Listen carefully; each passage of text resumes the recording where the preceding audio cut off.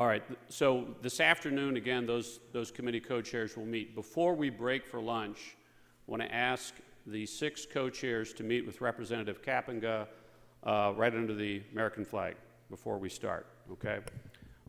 At this time, we're going to begin some substantive discussions led by Representative Kapinga on the purpose and a variety of the other resolutions and issues that we're going to talk about. What we'd like to be able to do, as Representative Kapinga, I think, will have an initial presentation, but again, we do want to have discussion, is when you would like to speak, Caleb, can you stand up, Caleb?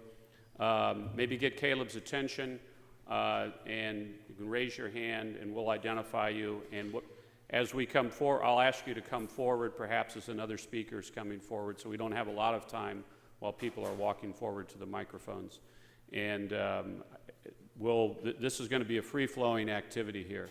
It doesn't have to be formal in the sense that we have a presentation and rebuttal or anything like that.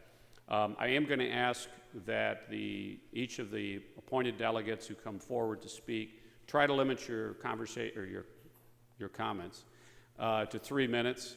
And simply the reason for that is we have over 50 appointed delegates here today, and everyone who would like to say something, we'd like to try to get them the opportunity to come to the microphone.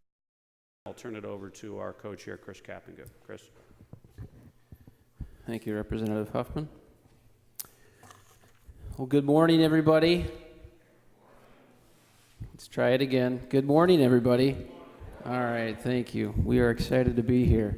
I'm going to start off with a couple of comments, and some are repetitive, but I feel they're very important. And the first thing is, I think we need to make sure we recognize Senator Long and his staff, because this day has taken a ton of planning, and I think that I saw his staff get some gray hair from all the logistical things they had to go through. So, Senator Long, again, I want to thank you and your staff for doing an amazing job in hosting this. I also want to thank the executive committee. You know, Senator Long said something about me doing a lot of the stuff or thinking this thing through, and I just want to say this executive committee is the brains behind the operation. I'm just the water boy. I execute what they tell me to execute. So I want to thank the executive committee because they're outstanding people.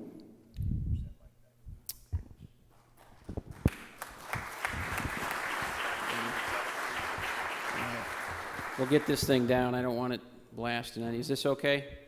Okay, I'll try to keep the right distance here. The third thing I wanted to say was I want to thank the co-chairs of the committees, because this is going to be some pretty in-depth discussion, and I don't think anybody knows all of the details on this, and we don't expect the co-chairs to know everything. They're going to help facilitate the discussion, but stepping up into that role, I think, is pretty important. So thank you, co-chairs. I do want to say to Ken Marshall, I actually have him right here. So if there's an appeal to the chair, Ken is ready. He's got his phone sitting next to him while he's going to be debating the budget, and he does send his regards. He's very sorry. Or he'll FaceTime me. You know what FaceTime is? Or okay, I'm just making sure. Me and Senator Long have discussions about technology in modern times. Thank you guys for being here. You know, we can have the greatest idea in the world and look at things and talk about it with the executive committee, but if we don't have patriots and leaders who show up to walk through this and help disseminate what we need to do, this effort is for nothing. So you're the most important thing here. I want to walk through today probably what is most important for us to get into committees this afternoon. We have to understand why we're here.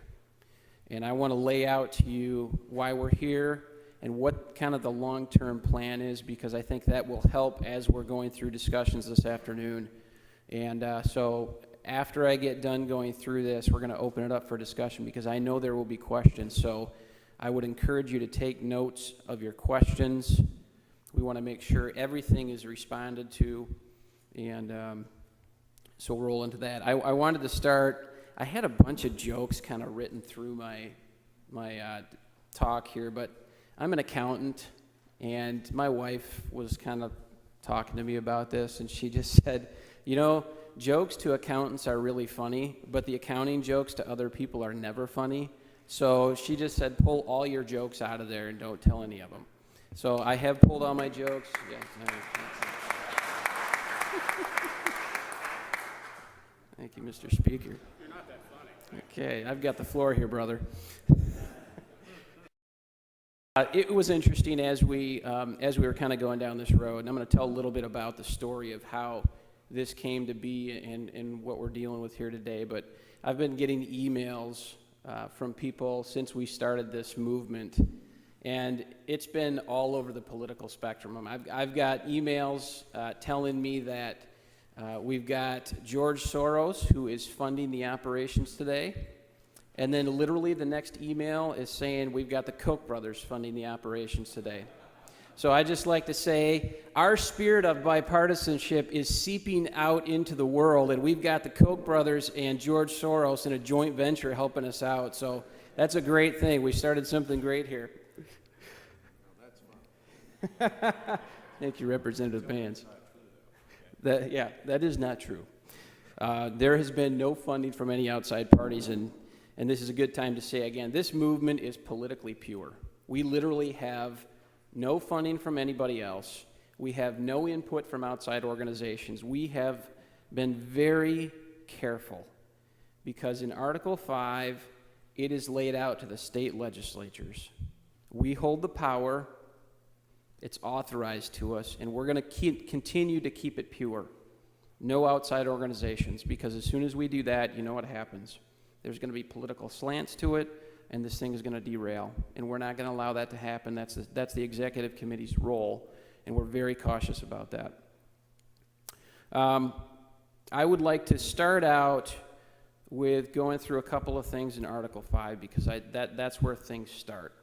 And then I'm going to roll into what we're doing today, and then probably what we've got coming next. So let's just start out with Article 5, because there's some important background information that I found. It provides a balanced option. We know that it's consistent with federalism for proposing amendments to the U.S. Constitution. And the first option, we know Congress has the ability to do it. They've done it 27 times.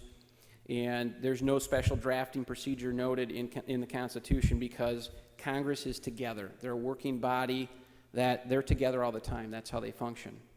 Well, the founders also laid into the Constitution the state option. The problem is the states don't work together every day like Congress does. So they said, we need a mechanism or a vehicle for these guys to get together and talk through and debate and form amendments to the Constitution. So we're going to take the vehicle that exists right now, which is the Convention of the States, and we're going to utilize that. And we know that that's 1787. That's the vehicle that actually brought our Constitution to life.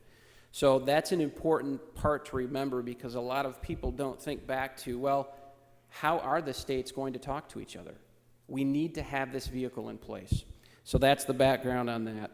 A delegate is to be sent to represent the legislature, as it would be impractical for all members of the legislatures throughout the United States to show up here. We've got over 7,000 legislators.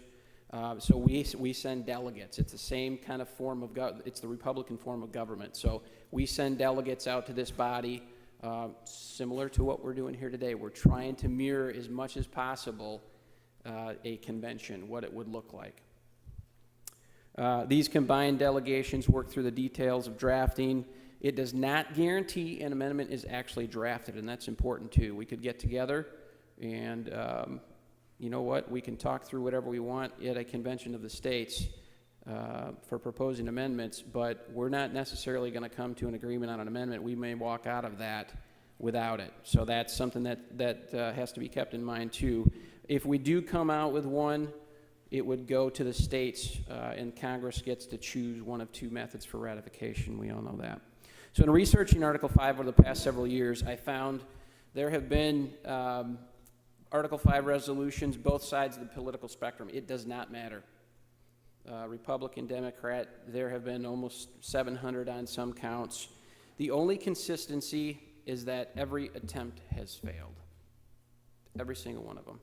A convention has never been called. We know that. Anyone who's had a conversation about Article 5 knows why. Every conversation starts with a what, and it ends with a how. And that's where it derails. So that's essentially what we're going to be doing here today, is addressing that issue head on and defining the how. That's what we need to focus on.